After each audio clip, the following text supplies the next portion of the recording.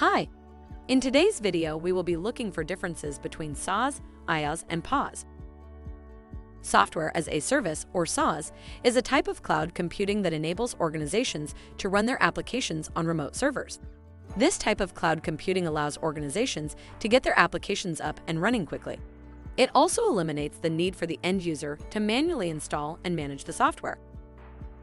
IaaS stands for Infrastructure as a Service.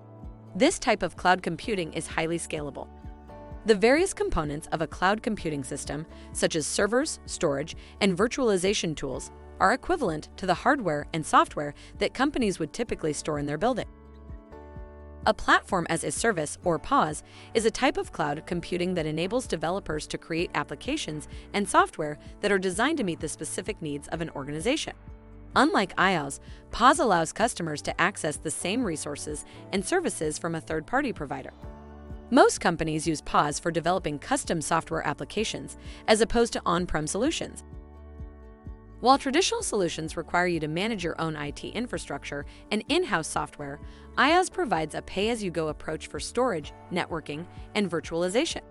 In addition, PaaS includes even more services like hardware and software development tools available via the web.